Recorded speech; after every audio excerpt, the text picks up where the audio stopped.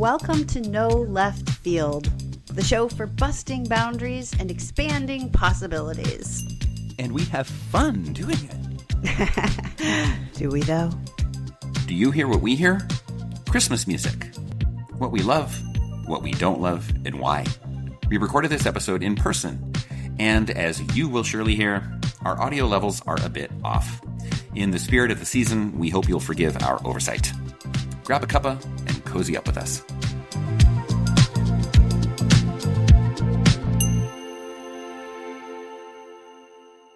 So here we are. Yay! Yay, we're together in your kitchen. We're talking about Christmas music today. Yay! Yeah. Why did you want to talk about Christmas music? It's the most wonderful time of the year. Do you feel that way? No. Some people do. No, summer You don't want is to yuck the their best time. yum. Summer. Yeah, you don't want to Yes. yuck my yum. No, but Christmas is, I do love Christmas time. And one of the huge reasons I love it is the music. It just evokes, it's connected to all the childhood stuff and the anticipation of the magic of the presents and the stockings. And I mean, the whole thing. The whole thing, yeah. Well, I say the whole thing, right? The whole thing can mean a lot of different things to a lot of different people. And like for me, it's not connected to, it's not inherently connected to religion, which is kind of where I wanted to start. Well, Yes. I want to thank you for being game for doing this episode. Yeah. My pleasure. And I'm excited to hear what you've got to say. I will admit that my first sort of gut reaction was like, oh, I can't wait to say how annoying it is. Yeah. And that Totally. is that's going to be fun to That's sort a of like, piece of the puzzle. get in there. But when I prepared to have our conversation and listened, there was a lot of what you just said, nostalgia, memories, from early formative memories around the Super Christmas formative. holiday for me too. So Yeah. you're welcome, and thank you for the invitation. You got it. And also, I feel like, many of our listeners are probably not Christian. Yes, I know a few are. am technically a Christian in a very specific sense, but I did not grow up as a Christian. And in fact, that's part of what I wanted to share to start our conversation here is my connection to Christmas music. My original connection had absolutely nothing to do with religion because I grew up in a household that was not religious in any way. Okay. Responsible agnostics, scientists for parents. But we celebrated Christmas. Okay. Never went to church at all. Okay. I knew that Christmas was connected to religion. And it would always confuse me when people would say, like, I love Christmas because it celebrates the birth of my Lord and Savior, Jesus Christ. And I just I had no idea what that meant. Wow. And I was like, okay, like, whatever my little 7-year-old version of you do you was, What did you think Christmas was? What did you think the genesis of Christmas was? Well, so I knew it came from the birth of this godlike figure named Jesus. That some people but there was none of the meaning that I put around Christmas had anything to do with Christianity or religion. It was all about the presents and it's anticipated. It was all about anticipation. Okay. And anticipation of that magical morning when we go down. My brother and I, 2 years older than me, my brother, and we would go down in the stockings, and of course we had all our own family rituals around it. My dad would always make popovers and. Guys. Anticipation of the specific rituals, which were so much fun, and they were so celebratory as well. So, but with regard specifically to Christmas music, we would always have a school assembly where we would go and sing Christmas carols. Oh, wow. Yeah, it was like a thing. I say always, probably wasn't always. It just, looking back on it, feels like it was every year. Yeah. It was definitely many years. Yeah. And they would project the lyrics onto an overhead screen. Yes. Using the old technology. Love it. And someone would play piano, and probably the music teacher, and we would sing the Christmas carols. Did your parents come to this? Was this like No, it was after just students. school? During the school day? During the school day, yeah. Okay. We would get out of whatever class and go to the cafeteria, I think it was, and sing the songs. Yeah. And, it was really what I found at that time was and there's no way that I could have actually like analyzed it in this way at the time. But looking back, it was actually the religious ones that were the most dramatic and the most beautiful. I mean, like, jingle bells, jingle bells. I mean, which like, is technically not a Christmas carol, I learned, but we can talk about that later. Okay, great. So let's put the technical distinction to the side. Yeah. A Christmas song. Yeah. Right. Boring, Frosty the Snowman, boring. All those. Okay. Also not Christmas songs. Holy shit. Oh my god, it's so annoying. Yes, You're doing the kind of thing that I do. It's so annoying. Like, let's get all spectacle and ruin everybody's fun. I'm the one who's supposed to ruin everybody's fun. Where's the branding? No. Okay, you were saying you loved the religious Christmas I liked carols. them more because they were more dramatic and interesting. And do you hear what I hear? That's such a good one. Yeah, it's so good. It's so dramatic. Oh, come on. And I didn't know what the story was all about, right? I knew there's a child, right? And all shivering in the cold. I'm like, okay, Aww. you can bring me some of that, but I'm going to bust me on down some of that silver and gold. Oh my god! Where's the silver and gold? Exactly. No, but the music, it's super dramatic. And Hark the Herald Angels Sing comes to mind as well. I feel like it was some of those religiously based songs that were some of my favorites. Even though I couldn't have told you that at the time. It was just like, these are the songs. Necessarily what they meant, right? Some of those lipsticks are so cryptic. And I was like, for so long it was like, God and sisters reconciled. Sinners. Yeah, but I thought it was sisters. You thought it was sisters. Because why would I want it to be sinners? I grew up with religion and very much had to participate in the religious things. I don't know if that's exactly relevant, but I can imagine that some of our listeners have also had sort of forced participation in religion growing up, or at least like expected. And I'm grateful that I know a lot of these Christmas carols and these Christmas songs through that repetitive experience. Nice. So definitely different from my experience. One thing I just realized, one thing I forgot to mention about from my own story as well, is there are feelings of exclusion that are connected to this as well. Because this was one time that there was this thing about me. I was the kid who, quote unquote, didn't believe in God. Well, yeah, because it was very Western Montana, Missoula, Montana. It's changed a lot since I was a child there. It's I think for the better. It's way more diverse. Yes. And when I was a kid, I would sometimes get teased. I have this memory of this kid coming up to me and whispering, "I heard you don't believe in God." And it was just like, okay, all right. So I had this identity as this outsider. Yeah. And so that aspect, the religious aspects of Christmas, I think I just actively tried to kind of avoid them because I didn't want that. I didn't want it called attention to that I was an outsider in that regard as well. Did you try to blend, like, through singing? Did you feel a kind of belonging when you were participating in some of this? It's possible. Like, yeah, I don't have any recollection of feeling that way. I think internally I did. Yeah. I felt like this was something that I was a part of. I don't think that I had any illusions that it was going to protect me from persecution. Yeah. But I think that's a really good question because I hadn't thought about that before. But probably, that's probably part of why I felt connected and joyful. Yeah. Oh wow, that's really intense and precious. And also, I'm sorry. I'm sorry for that. Those feelings to your younger self, which didn't have control over why one would or would not necessarily believe in God, right? Except for belonging to a family, right, and following suit. Exactly.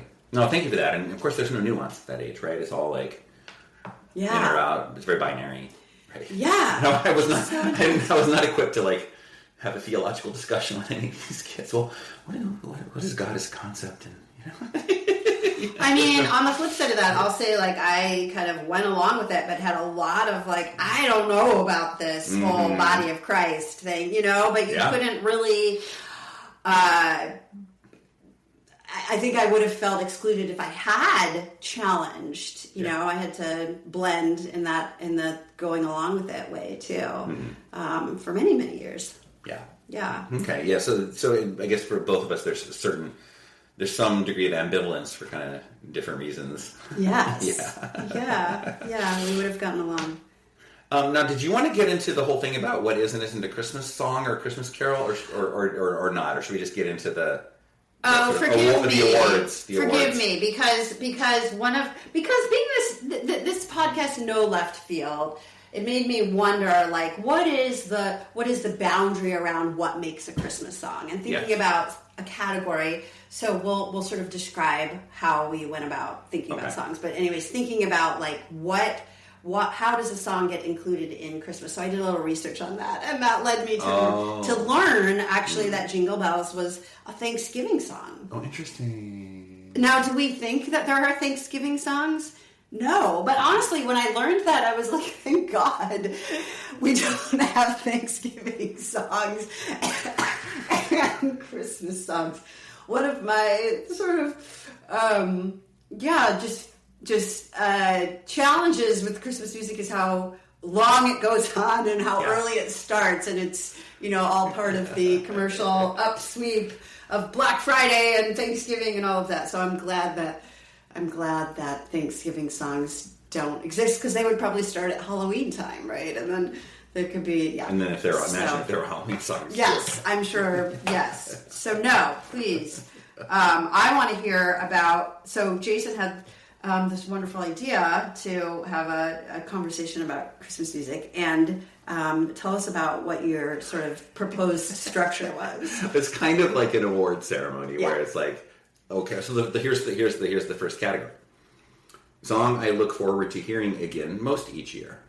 So I do not listen to Christmas songs between really after Christmas itself. Okay.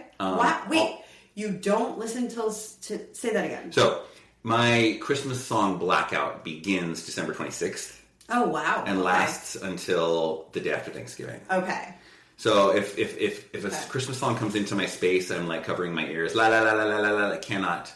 I'm very strict about it. After Christmas. Yeah, so between the only time I will listen to Christmas songs, as I define them, is from Friday or the day after Thanksgiving, through Christmas Day, and then no more. Okay. Basically, same days I think as KOIT, our local.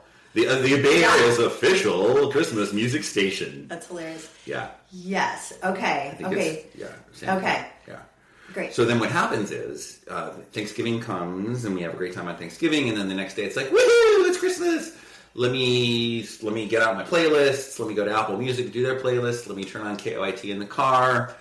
Okay. Until they play Do They Know It's Christmas. I actually have to write a letter to KOIT about, like, they can't play that song anymore. Okay. It's so freaking offensive and colonial and disgusting. Okay.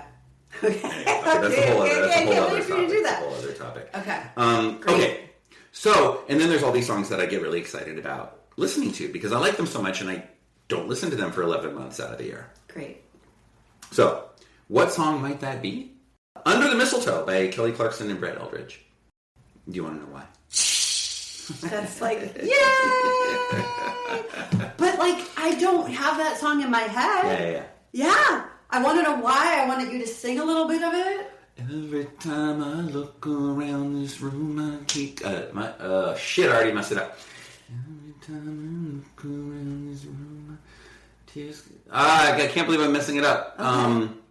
Can't help my tears from falling. Oh, I want your love. Do you ever think of us?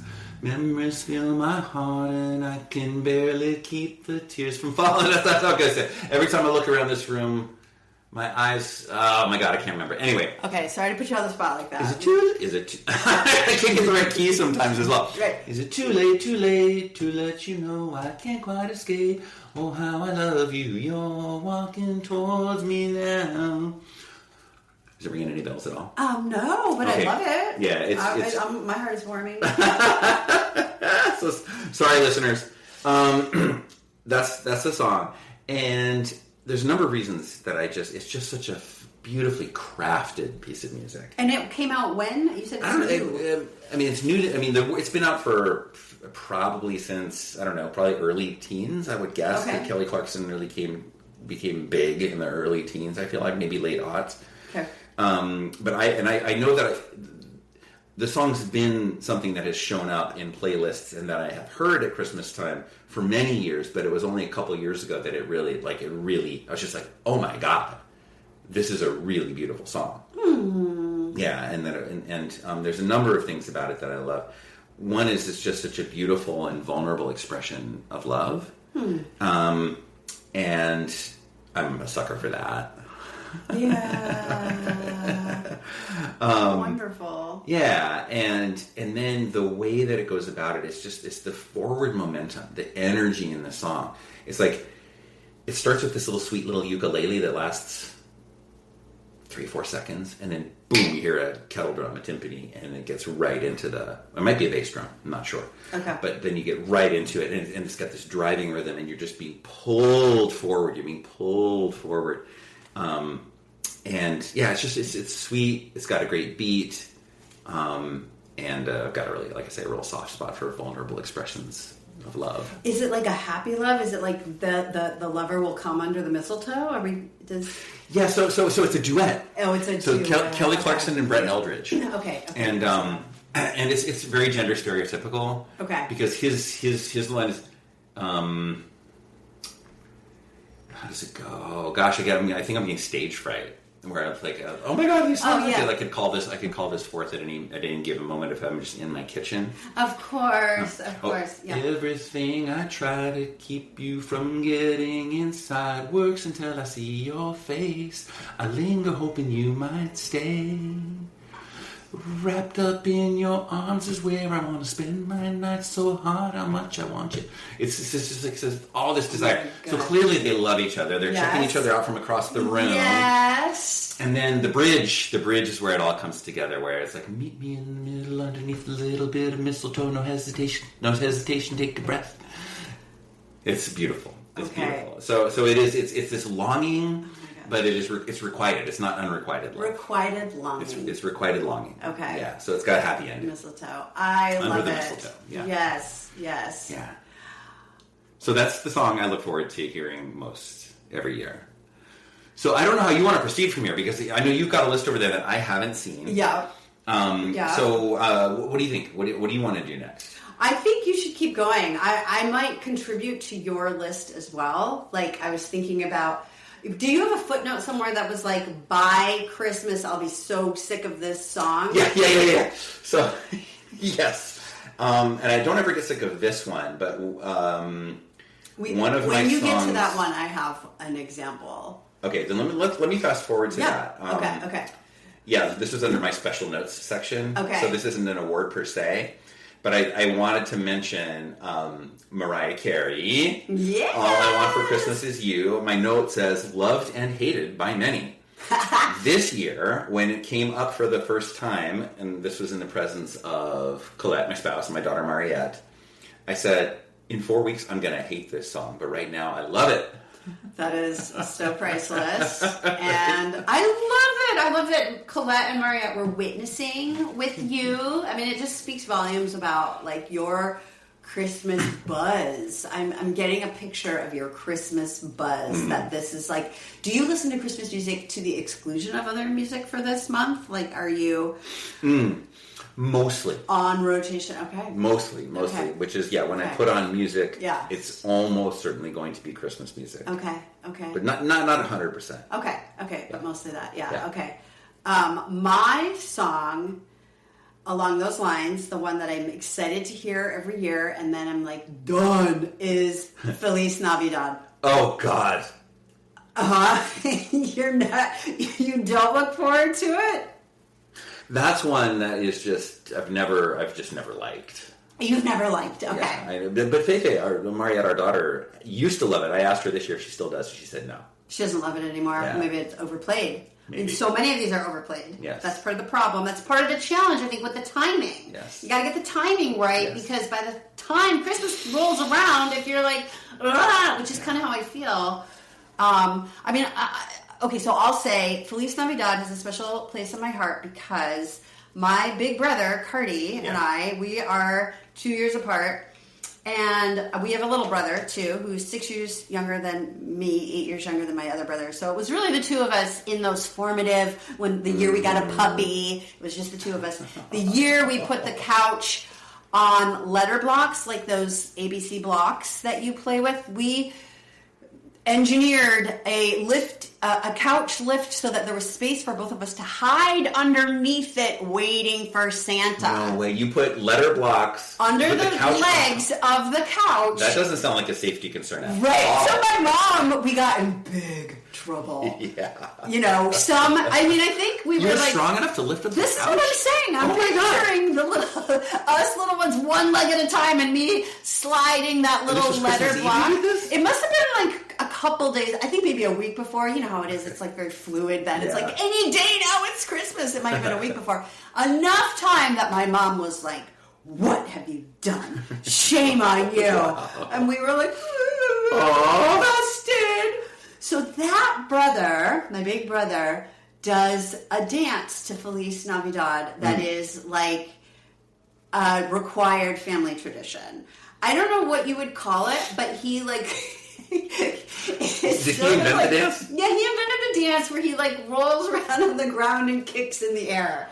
It's sort of like a bug on its back kind of dance. It's like, my brother is hyper. I'm hyper, and my brother's really hyper. I'm sure some of you have family members that have more energy than other. This is my loud, birth order, first, oldest child, overachiever brother. So much energy, and like the way he channels it with Feliz Navidad is to like kick into the air on his back, and we sort of circle around him and laugh at him, and he laughs too. So I get... So some fondness is lingered into... Yeah. And I like to sing in Spanish. Yeah, Feliz Navidad. I get excited when I hear it, and then cannot wait for it to fade out. Die. Cut. Yeah. Okay. Well, should I go with a category? Go with one, come on. Okay, one of my categories is cringe. Oh, okay, great. So you already named one of the tied songs for cringe. Let me see. Rose most cringe Christmas carols tie for the date rape song "Baby It's Cold Outside." Yep. And Do They Know It's Christmas by Band-Aid. Yes. I said well-intentioned, but racist, culturally condescending, and othering. Yeah, I mean, it's of its time. It's 40 years old this year, I think. Okay, okay. Wow. Yeah. Okay. 40 or 41. I can't remember if it was 84 or 85 that it came out, but... Yeah. Yeah. Yes. Yeah. Yes. Baby It's Cold Outside. I mean, one could argue that's also a product of its time, right? Yeah, for sure. Have you heard the John Legend, Amy Clarkson, I think it's Amy Clarkson, or Kelly Clarkson, sorry. John Legend, Kelly Clarkson, redoing of it? No. Post-Me Too? Yes, great. It's hilarious. Is it? Oh, okay. Oh my God, it is so funny. You have to go and listen to it. Oh, it's like about consent? Yes. Okay, good. Okay. Yes. And with a whole bunch of other stuff woven in. It's so funny. Beautiful. And so clever, yeah. Do we air it? Is it being played on the air? I first heard it on one of the Apple Music holiday playlists. Okay, good. I hope it gets them play on KOIT. If you hear the Dean Martin original, write in and let's tell them, not acceptable. Yeah. The new one's great. It's right? great. I do have another Dean Martin song, if this feels like an appropriate segue, because I might have called, what did I call this?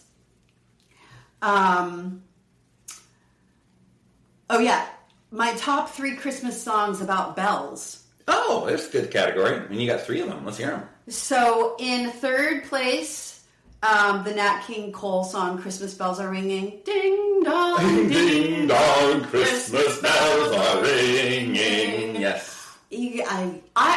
Most of the canon of Christmas song that I like is that nostalgic. One of my formative, yeah. One of my formative memories. I was racking my brain last night in the wee hours, trying to think of what song. So I grew up in Michigan, also a snowy place like Montana where we had proper winter. Yeah. And I can remember shopping on Main Street in Midland, which is where I was living with my parents. My family lived in Midland, which had a little tiny Main Street. It's not even a suburb. It's just it's a city where Dow Chemical is headquartered. So there were people there, but small. And our Main Street was decorated for Christmas with, garlands around the street lights and big red velvet bows. And, it was dark by 4:30 or whatever. And there were speakers, either of their, attached to the light posts. Anyways, you were walking down Main Street and music was playing over the speakers. And that's the nostalgia that I think of. I wish I could remember what song I associate with that. I don't think this is accurate, but the song that comes to mind. Oh, what's the one about? City sidewalks, busy sidewalks. Da da da da da. Is that Silver Bells? Oh, Silver Bells. Oh yeah. So that is. Oh, that's hilarious. I just gave it away. Okay. In second place. Carol of the Bells, yes. Metallica. No, I've never heard it. Oh, it's so good. This song I love because my son Julius loves Carol of the Bells by Metallica. And isn't Christmas a little bit like you've already mentioned, Mariah? Christmas has a lot to do with family, and I feel like the songs that my kids enjoy are also now embodied in my Christmas buzz. This makes me think of how much Julius loved every time this came on the radio when we heard it. So Metallica, Carol of the Bells. There's many good. There's so many versions of it, but I love Carol of the Bells. I do. It's Shedrick, which I think is the original. I don't know if it's original, right? Actually, this is so embarrassing. I don't know what language it's actually. Shedrick, what language is it? God, our listeners are gonna write into us. Good. It's dude, how do you not know this? Maybe. God, actually, I'm not even going to say. I'm not even going to say a language. Pink Martini. Oh, beautiful. They sing it in. They sing it in that language. That language, and the song's called Shedrick.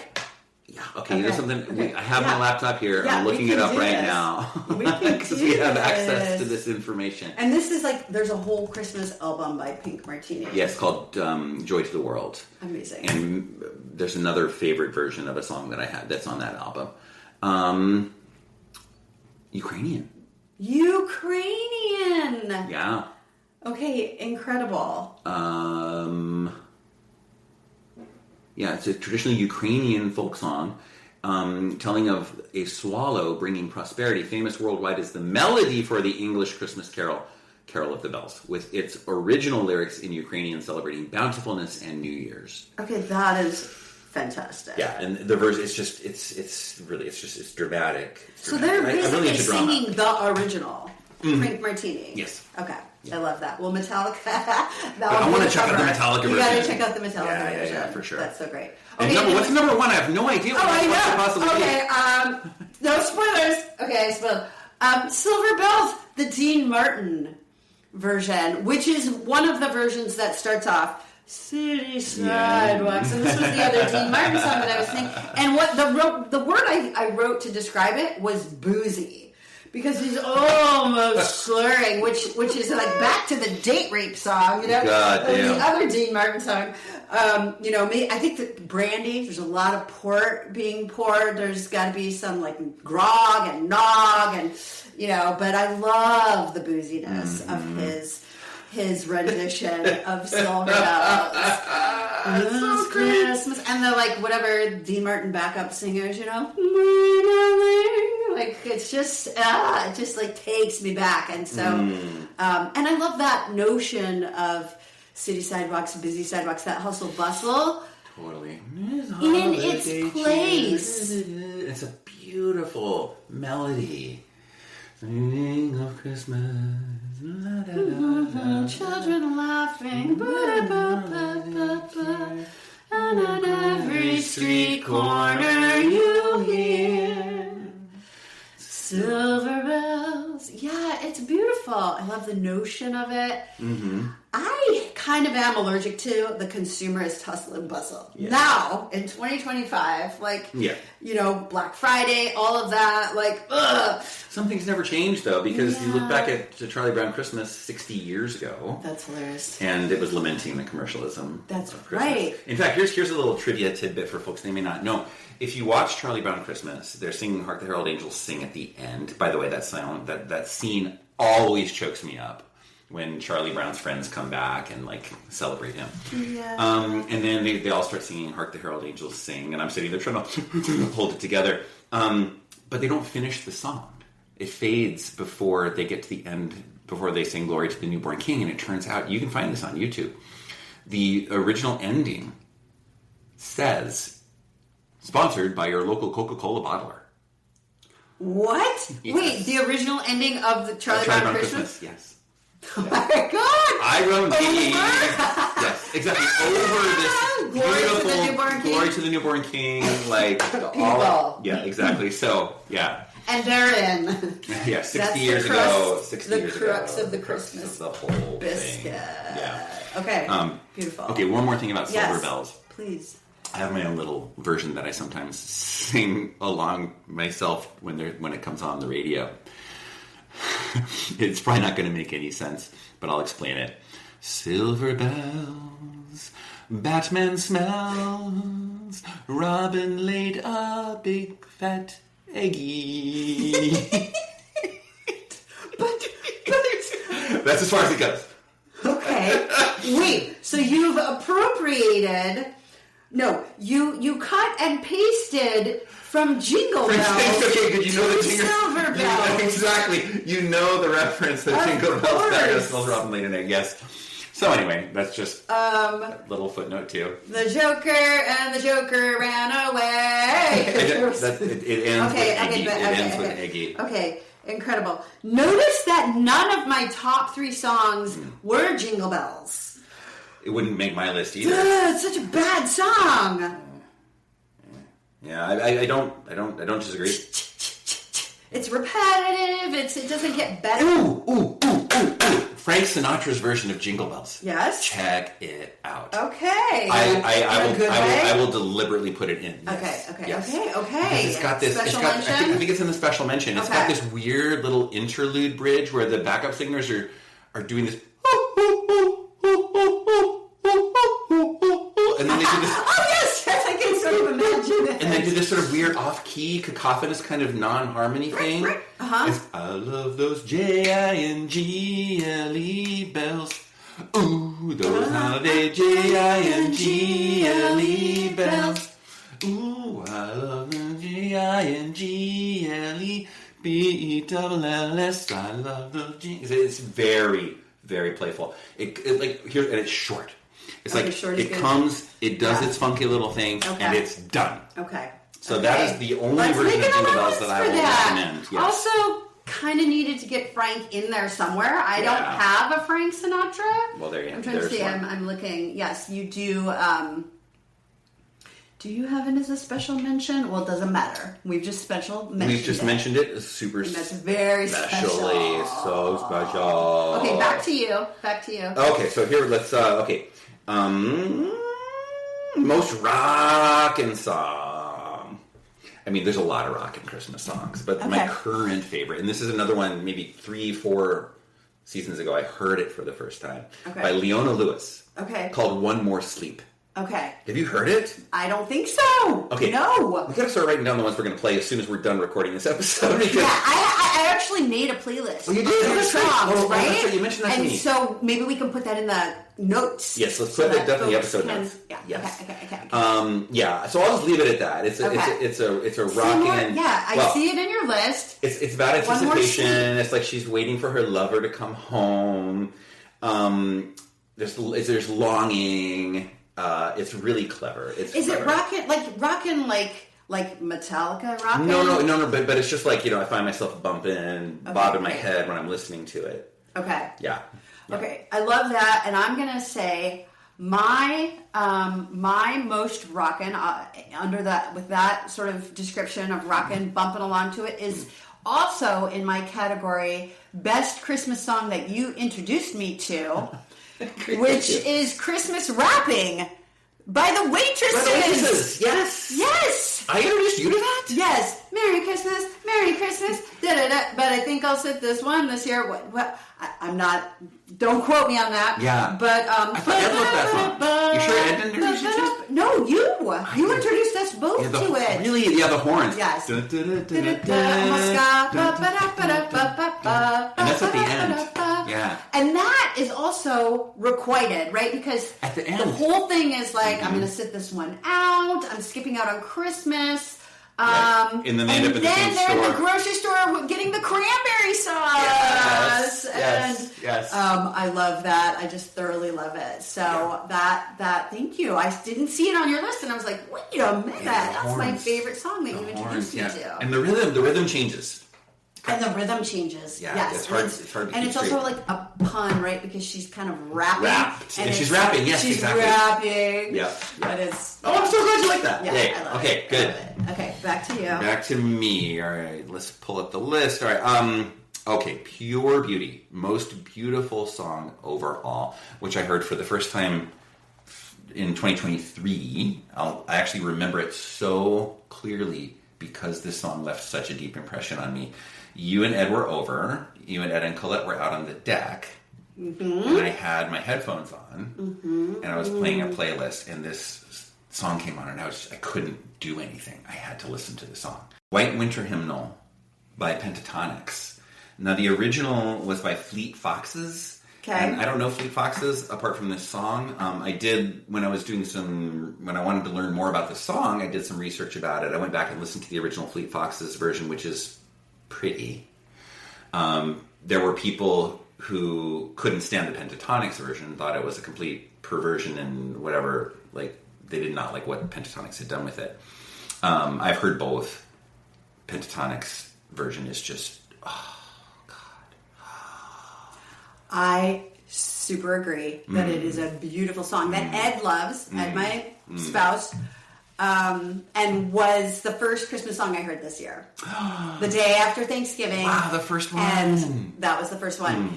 And when I was looking up the sort of no left field category of songs that we associate with Christmas, or I think what they called it was Christmas songs that got relegated to Christmas time.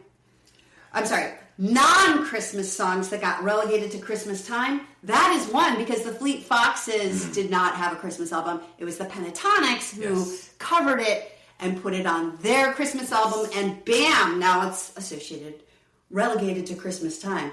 Associated, relegated sounds like it's like not good for them. I think it's been good for Fleet Foxes. I hope so. I'm their sure song's gotten all this exposure. But yes, it is very beautiful. Also, lots of changes in the song structure that are, compelling and tender and ethereal and beautiful. Yeah, exactly. Pure beauty. That's beautiful. That's also a marijuana brand, so I'm a big fan. Is it? That's hilarious. Oh my God.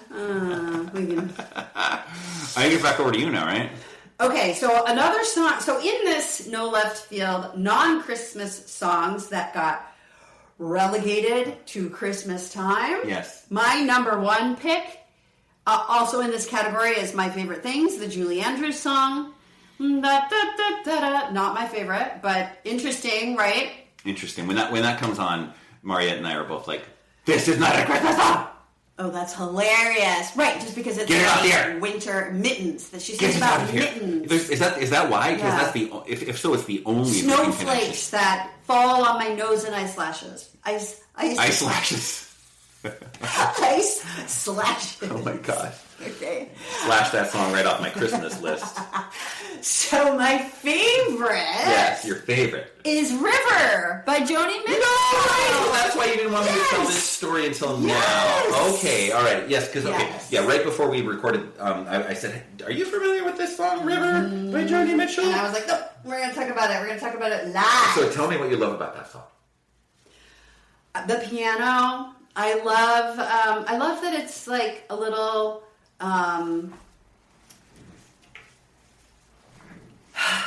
it's longing again. It's longing. I wish I had a river so I could skate away. You know, it's like, she's Canadian, Joni Mitchell. So I imagine her. I mean, I was reading a little bit about the song. They were like, oh, it might have to do with James. She had a relationship with James Taylor. She also had a relationship with Graham Nash. Like maybe she was, channeling some of that relationship breakup or regret. There's so much regret. There's so much regret. Yeah. I think the delivery of the vocal is so out of this world. Okay, I was scared you didn't love it, but you do love it. I love it so much. Yeah, I'm a little bit obsessed right now. I listened to it on the way over here when I came over from Albany. Yeah. And is it? Are there strings or is it like Joni and the piano? I feel like I've heard it now twice. Okay, great. I love it. I love that you are going to get to go do a deep dive with this. Yeah, but I think it's just Joni and the piano. Okay. Ben covered the second most covered Joni Mitchell song after Big Yellow Taxi? No, surprisingly, one that I'm not the hugest fan of both sides now. I've looked at the one I call Clouds. I've looked at clouds from both sides now. I don't think I know that one. Oh, you don't? Okay. No.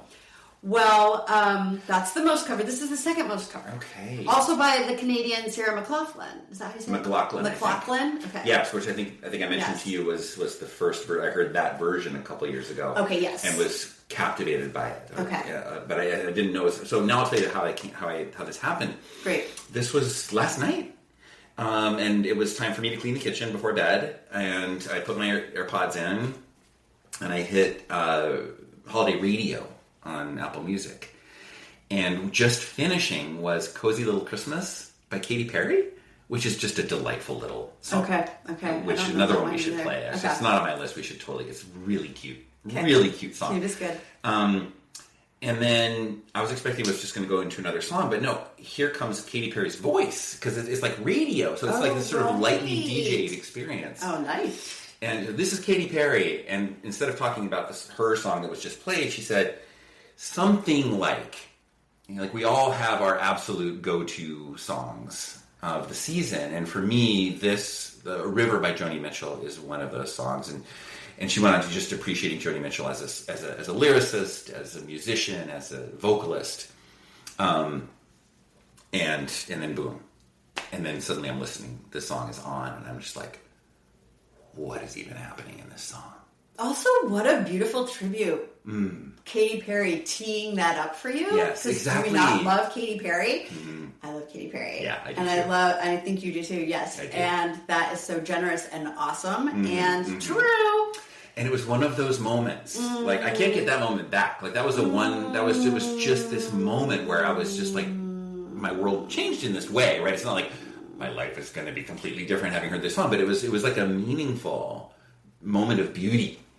That was like a one time, and that's kind of part of the radio experience that's cool that you don't get when you have 100% control over what you're listening to. Yes. And the magic that can happen when something just sort of comes into your life. Yeah, that's incredible. That squares with the feeling I had when I was holding my mittened hand in my mom's mittened hand on Main Street in Midland, and the music coming over the speakers for everyone. That collective experience is part of that magic, or was part of that magic, and yet you had this very intimate experience, just you and Katy and Joni, and that is like it has penetrated, absolutely, and that's also really beautiful. And I think the Christmas music oeuvre has so much potential for this like spectrum of feelings. One of my things that I would do, so my family decorated, not crazily. My mom was kind of a restrained decorator, no tinsel allowed. But we had those like electric candles that you put in your window, and I grew up in a house with a lot of windows. So there was this kind of glow. That's cool. In our house with those fake candle, electric plug-in candles and stuff. And I just, before bed on Christmas Eve, was so gobsmacked by the magic of that luminous fake candle in my window, that's beautiful. and the Christmas Eve service kind of ringing through my head, and the anticipation of the next morning, obviously, but especially as a child with the presents. I mean, it really is about the presents. But I love, that was a very intimate experience for me that I cherish and want for other people, Beautiful. Back to the list. Okay. What you got? Yeah, let's see. Okay. Most beautiful song with a religious connection to the season. Okay. Celine Dion's rendition of Oh Holy Night. Wow. Wow. I love that. I don't know if I know Celine Dion's version, but I love that. Did you have to narrow it down to Celine Dion? Because obviously there's Pavarotti's version, there's Josh Groban, there are other star vocalists. There's Mariah Carey's version. Oh, I don't know that one either. The thing, okay. There was a distinction in Mariah Carey's version that really sets it apart, which is the note that she hits when she says, "Oh, my diva." It's like 23 octaves up. It's ridiculous. It's ridiculous that a human could hit that note. It's funny because for some reason. So I didn't know this about my dad. My dad was raised in a Jewish household. He was bar mitzvah, the whole thing. And I only learned this about him a couple of years. Maybe it was even just last year that he loves Christmas songs. I had no idea, my dad. Wow. And he specifically loves Oh Holy Night. Isn't that the sweetest thing? Yes. And so I sent them Celine Dion's version and Mariah Carey's version to listen to, both my parents. And my mom texted back, she says, "We love Celine. Mariah throws in too many of her warbles." Okay, amazing. Amazing. And I think fundamentally what I love about the Celine version is I feel like the spirit of the song is being transmitted through her, which is ultimately, I think, what someone's job is when they're doing their version of a song, especially when it's deeply spiritual as Oh Holy Night. I feel like, in contrast, Mariah is just kind of like layering too much stuff on top of it. And Celine is just channeling the spirit of the song and communicating it to us in this just gorgeous, gorgeous way, where you can feel like she's just so in delivering this message. Delivering this message. Exactly. This is incredible. That's beautiful. Yeah. So Mariah, more style over substance. Exactly. And Celine, channeling. Yes. And then those are the two versions I know best, and I know there's a lot of other versions, and I've heard a lot of other. None of them has caught my attention. Have you heard it live? No. Okay. I mean, people in Christmas Eve services have sung it. I've heard it performed. And it's a hard song to sing. Oh my God. It's hard. It changes keys all the time. Yeah. Right? Yes.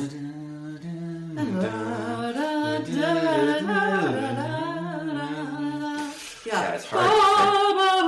Right, exactly. Right? Yeah. And then there's that fake one where it's they go down and then it's oh no. That's 23, right? Yeah. You're like, oh, am I gonna hit it? Am I gonna hit it? They hit it.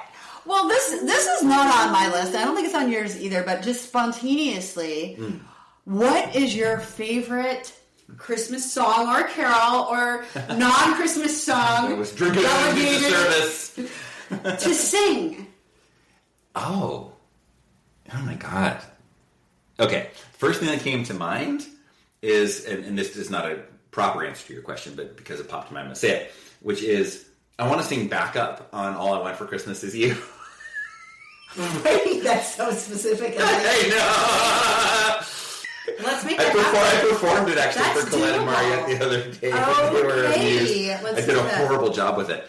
Yeah, my voice was wavering really badly. But anyway, so that's it's not a proper answer to your question. So actually, for the moment, do you have one favorite to sing? I mean, here's where it happened. As I was saying that, I had the song in my head, which was Handel's Messiah. Oh, jeez. But I think that might be for Easter. I don't know. We sing, I mean, it's about the Messiah, but is it about the resurrection? In our church that I attend, there is a group sing-along of Handel's Messiah. Beautiful. As churches often are, except on Christmas and Easter, we have a thinning congregation. Church just isn't very popular, especially here in San Francisco in the Presbyterian community. Not for lack of, we have a wonderful pastor. Shout out to Maggie Henderson. Woo! We love Maggie. I love it. It's very queer, inclusive. We have a very inclusive, diverse mission for our church. We very accepting. So, what was very memorable about this year's Messiah, and again, maybe it was on Easter, was that there were, a special, lots of folks come out because it's Easter and they show up to church. But then also we hosted a college choir from somewhere, and I just remember this unbelievable vocal powerful vocal expression this year, and it was because we had 100 ringers in the pews of this choral group. Oh, come on. And and the organ, we have a beautiful organ, and I invariably get choked up when there's the coalescence of the vibrations and the notes and the organ and the faces. And then I can't sing, right? I'm choking back tears, and my voice goes out, and I can't sing. And I have to swallow, and get back into the singing part. But that's my favorite Easter song to sing. To sing at Christmas. A little preview of our Easter music. Easter music. That's great. No, that's a great story. That's a great story. And it occurs to me, I don't really sing Christmas songs, except in church.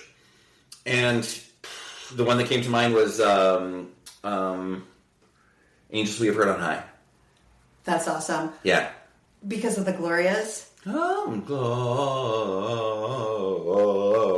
Gloria in excelsis Deo. Yeah, it's very satisfying, I think. It is super satisfying. Colleen Bacon. Yes. Our choir director. Good old Ms. Bacon. She would always harp on us, having... Did she harp on you? She harped on us to not all breathe at the same time, right? There's that big string of glorias in excelsis, and everybody would do that, and the song would cut out. So she was like, stagger your inhalation. Stagger. Well, you gotta tell me when she was like that. I was in a group. So my big brother, who set the couch on blocks with me, he and I always, if we're together on Christmas Eve and that song is sung, we always do a exaggerated and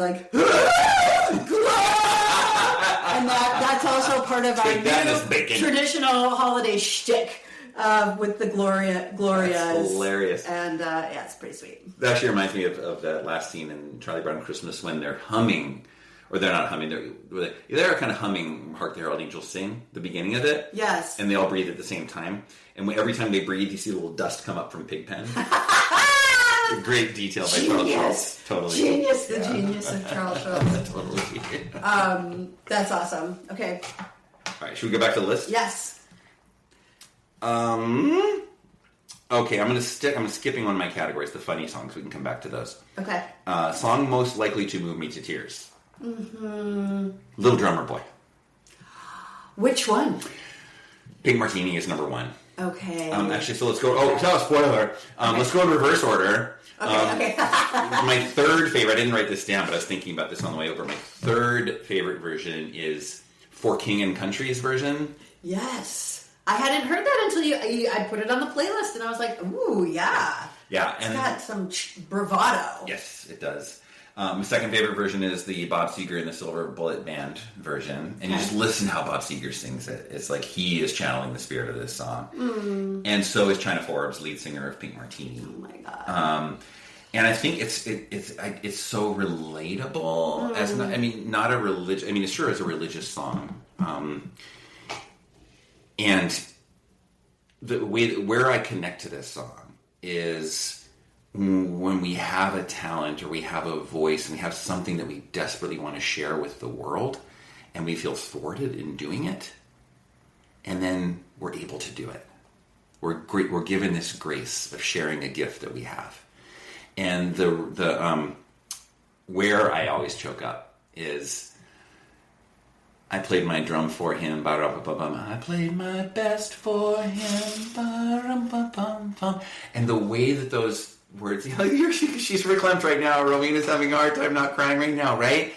And the way that those words come out of China Forbes' mouth in the Pink Martini version, it's like you just feel that just like, giving myself freely. Yeah. No, totally. Full disclosure, I have a little drummer boy. Of course, Julius! Your godson and our firstborn. And I can just, all of those layers are mapping together. I'm so moved that the song, the part, maybe the main thing that brings you to tears are the lyrics. Not just the beauty of the song and the melody, because that's also, I love that it's got a little snare and it's a little, it's mysterious. There's like wistfulness, I think, in that song, that composition. But, I played my best for him. Like, it's all we can do. It's all we can do, right? And hope that somebody wants to hear it. And then a footnote to that one as well is the Charlie Brown Christmas soundtrack you can't really call it a version, but it's called My Little Drum. And it's instrumental except for the voices in the background singing. And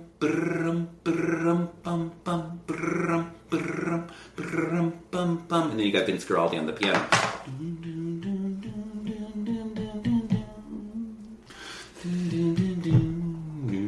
It's so pretty. Yes, I can hear that. It's so very pretty.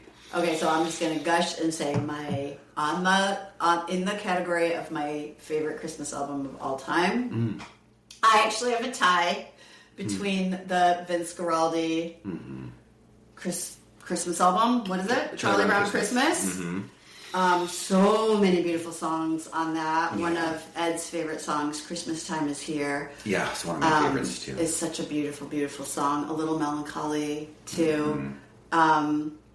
And the other of my favorite Christmas albums is that A Very Special Christmas, which the Bob Seger song is on, I think, which was the 1987 album by the super band of all these different artists playing on it to raise money for the Special Olympics.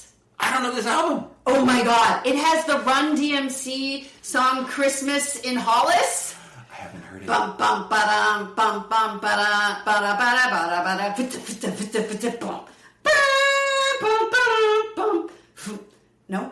I don't know. I just keep going. It's so... There's so many... You'll know a bunch of these songs. The Eurythmics song... is it their sleigh ride? Their version of Sleigh Ride?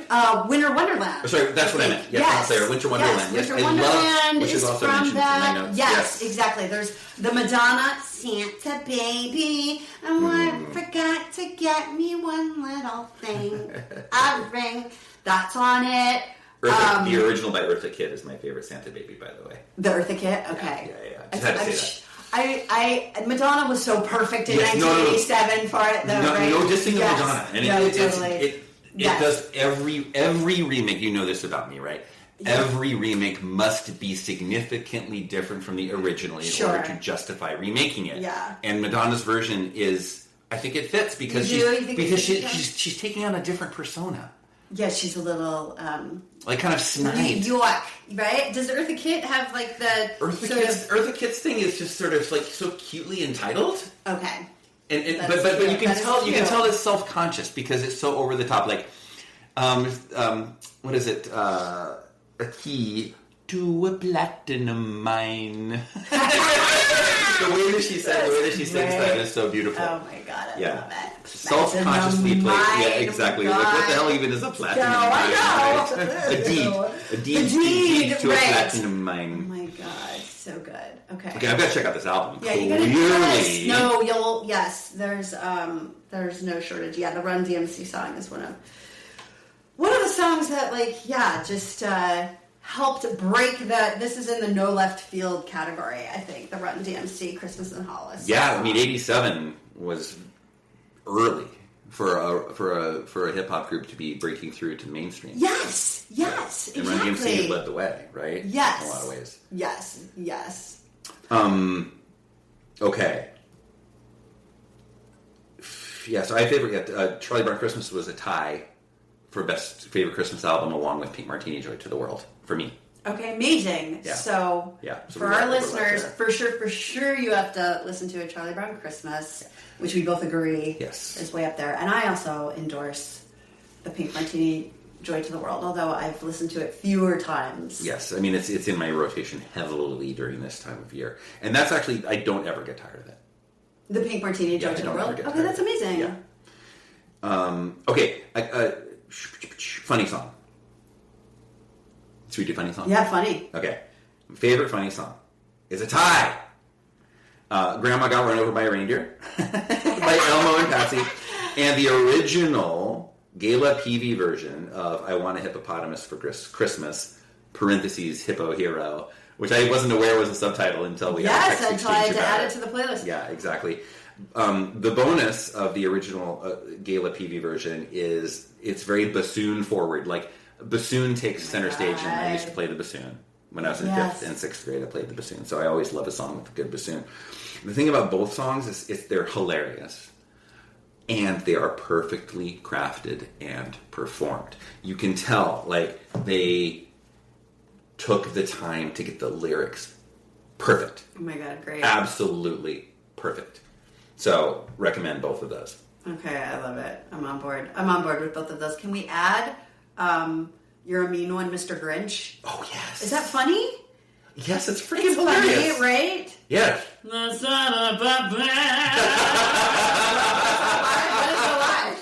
lyric? I love that he, I mean, the vocal, I don't even know who performed that. Let's look it up. I know that Danny Elfman did the Jim Carrey movie version of You're a Mean One, Mr. Grinch. Danny Elfman from Oingo Boingo, who has done other movie soundtracks. But the original and most famous version of You're a Mean One, Mr. Grinch was sung by Thurl Ravenscroft. Who else could have done it justice? Who was also the voice of Tony the Tiger. They're great! Oh, there it is! Wow. Thank you, fun fact. Amazing. The song was written for the 1966 TV special How the Grinch Stole Christmas. Your brain is full of spiders. You've got garlic in your soul, Mr. Grinch. It's right there. The lyrics are right there. Okay, but also, Jason Patton. It's in my vocal range. That's in my vocal range. It's definitely. That's in my vocal range. Yes. And Spirit. Great. Yeah. Oh my God. There's a point in that song where we can't get into it too far probably because I'd have to look up the lyrics. It's great though. It's so entertaining. Good one. So entertaining. Such a good one. I love it. Yeah. One of my favorite Christmas TV specials as well. How the Grinch Stole Christmas. Yes. Oh, that also gets me so glad. I know when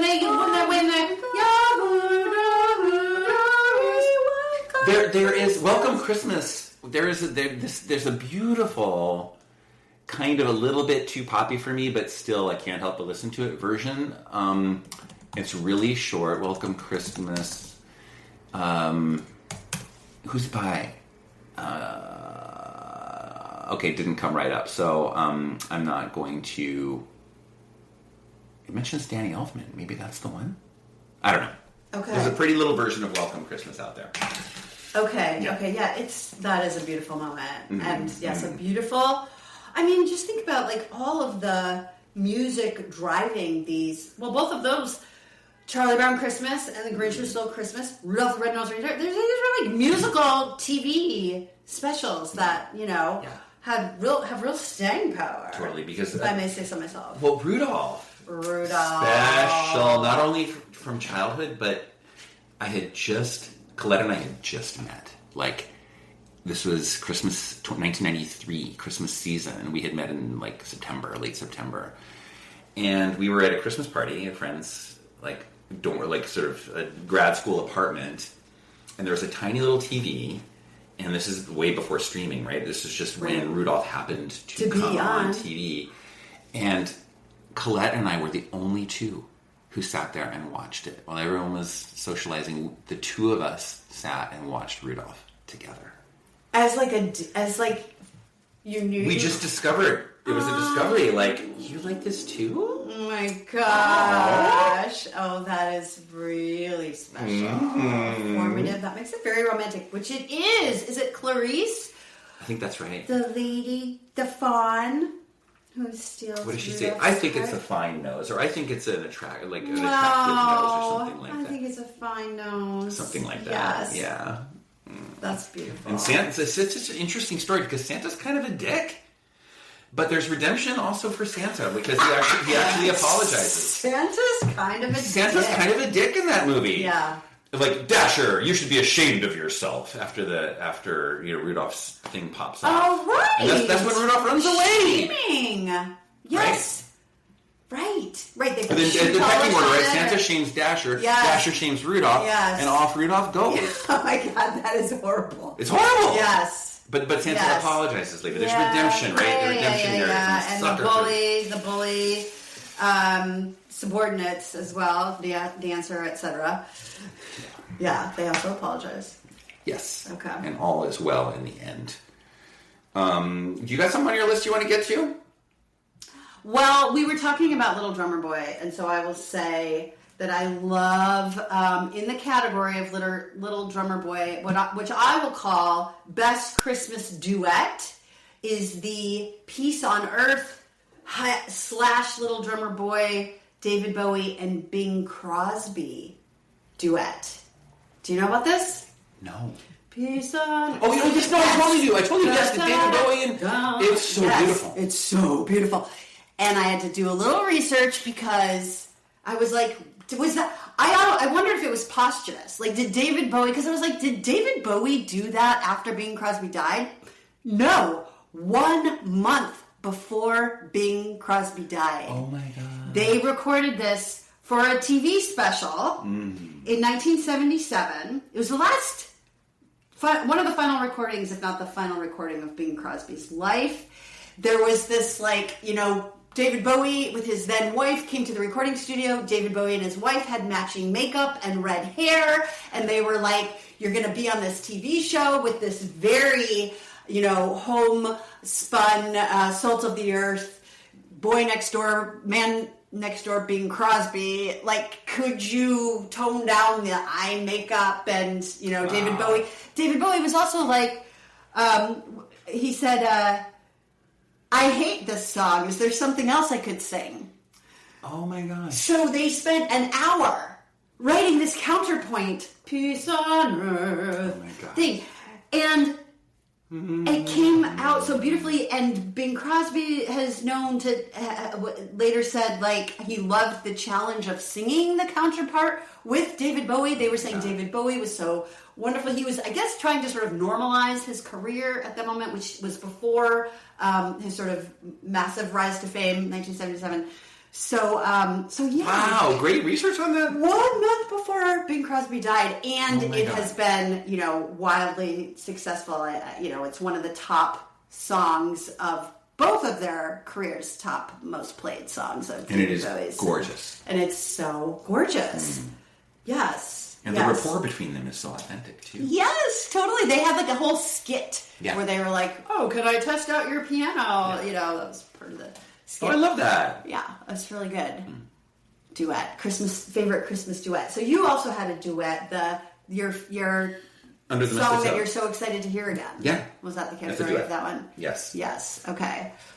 I talked about cringe. Do you have a most cringe Christmas carol? Maybe we can agree on Do They Know It's Christmas? Yeah, Do They Know It's Christmas? Most cringe. Like hands down. Hands down. Well, and the original, it's worse. It's worse than the original. Whatchamacallit? I covered the date rape song. Yeah, exactly. Okay. So yeah, I'm just looking at special mention here because I think I've gone through all my main categories here. Yeah, okay, special mention. Sleigh Ride by the Ronettes. Yeah, tell me about that. It's just, it rocks. Oh, yeah.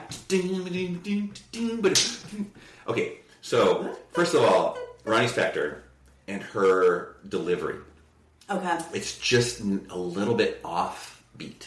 Like, literally off. Nice. Nice. So it's not just hear those sleigh bells Right. jingling ring. It's not that. It's a little syncopated. It's a little. I don't know if syncopated is the right term. Okay. It may be, but it's offbeat because it's kind of unpredictable. She'll come in late. She'll come in early. So I love it. Okay, love right. Keeps you on your toes. She's on her toes. You're on your toes. And then they have every verse. They kick it up. I think probably half step to a different key. And then they keep raising it. I think there's 4 key changes. I think it's 4. And then right at the end. I can hear it. Yes, I can imagine it. And then right at the end.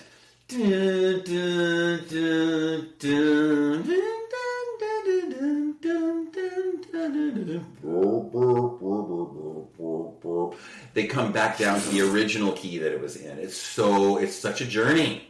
They take me on a ride with Sleigh Ride. I love how much I'm learning about your investment in crafting the perfect song. Yes. I want to unpack that. I want to keep unpacking that because I feel like this is something we can.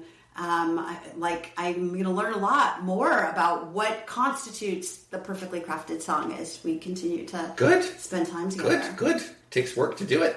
I'm sure it does. I mean, I'm not a composer, right? But and there's one other thing about the Ronettes version of Sleigh Ride is the gorgeous bridge with the strings.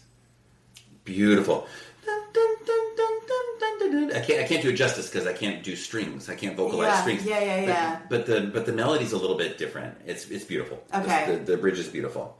Other special mentions are the Winter Wonderland renditions. You mentioned the Eurythmics, but the Johnny Mathis version. The Johnny Mathis version. Check out the Johnny Mathis version. It is also a journey. It's like it starts out so happy. You've got the strings again. In the lane, sleigh bells ring. It actually just starts out with the violins.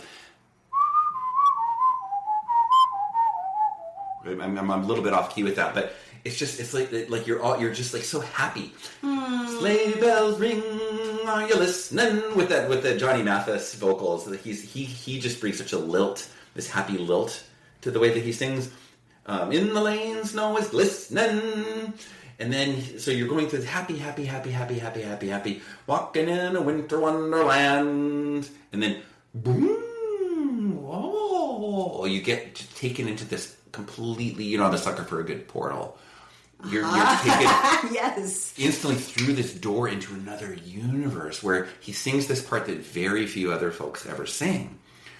Over the land lies a mantle of white. A heaven of diamonds shines down through the night. It's this two hearts are chilling. Two hearts are thrilling in spite of the chilling weather.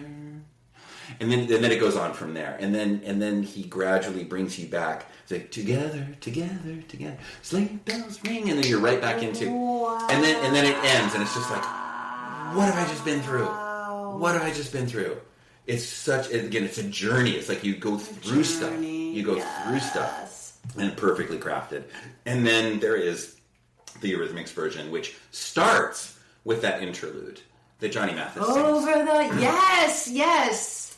But they do it in again, when you're going to do a cover, do it freaking different. Yes. And they do it so different by leading with the interlude. And it's this rhythm. They are Eurythmics after all.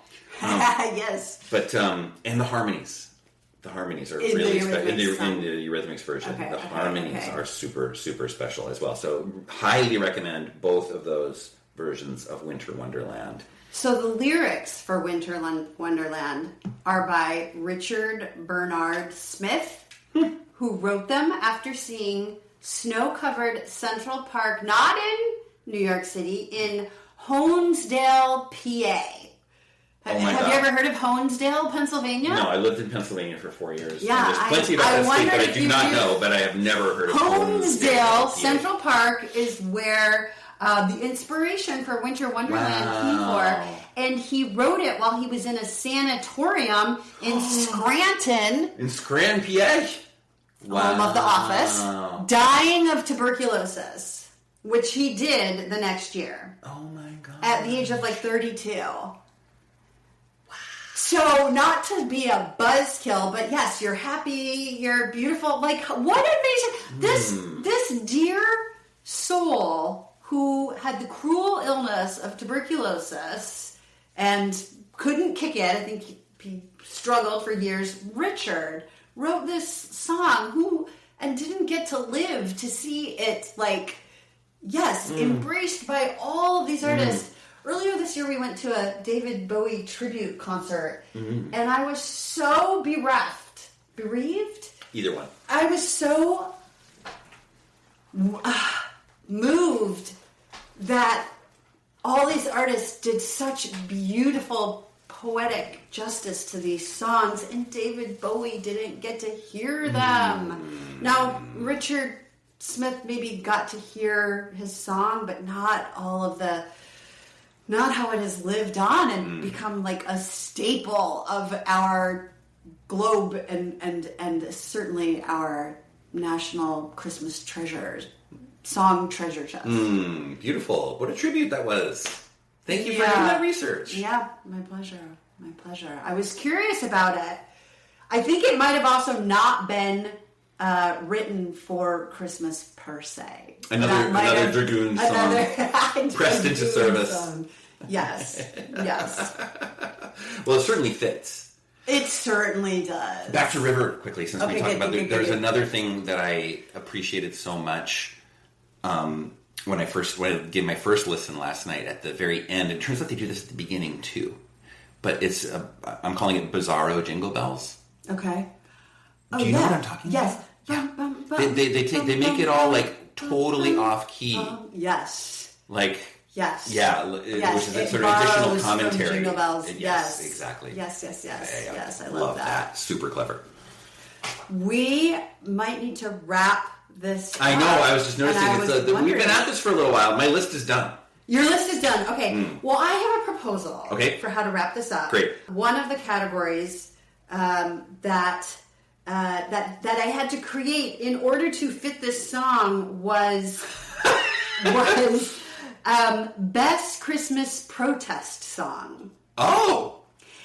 And it feels fitting here, and I hope our listeners, are feeling fortitude. You know, at the end of this year, this year, I know that Jason and I have had personal challenges this year. Our country has had so many people have had so much pain this year. This year has inflicted a lot of pain. People, leaders have inflicted a lot of pain on families this year. I know that Jason and I have prayed for a lot of different. It's hard to know where to direct our prayers this year. So I imagine that our listeners have also struggled with life this year, and potentially they're, invested in various causes as well. So the protest song is "War is Over If You Want It." And this is obviously a song by John Lennon and Yoko Ono, or maybe that's not obvious, but John Lennon and Yoko Ono in protest of the Vietnam War. And I love that they considered it a protest song for Christmas. It was, again, I did a little bit of research and learned that it's the Harlem Community Choir that you hear in the background. So they're featured on this, and that's also just like a very John and Yoko thing to do, is, you know, bring community together. I have mixed feelings about my the song itself is not necessarily one of my favorite songs. Nor mine. But I love this. I love it for its Christmas protest song. And I was like, let's come up with more Christmas protest songs. So that's my sort of like, I don't have any on the tip of my tongue. We could write one. I encourage the listeners to send in their favorite Christmas protest song, which could be like a, you know, not a non-Christmas song, a dragoon song that we will from here on out. Christmas protest song. Yes. So that was sort of where I wanted to wrap up. Thank you for doing that. I think that's to pop it out into the larger context. I think is a great way to do it. So I appreciate you wrapping it up that way, Rowena. This has been so much fun. Oh my God. It's been so much super fun. Whatever your Christmas or holiday seasonal favorite songs are, I hope you listeners are really connecting with loved ones, having those intimate moments with your headphones on, or discussing music with a very dear friend. Beautiful. Yay! Yay! Okay. That's all for this episode of No Left Field. If you enjoyed it, give us a 5-star rating and follow the podcast. That will help others find us. Until next time, may our left fields be ever expanding.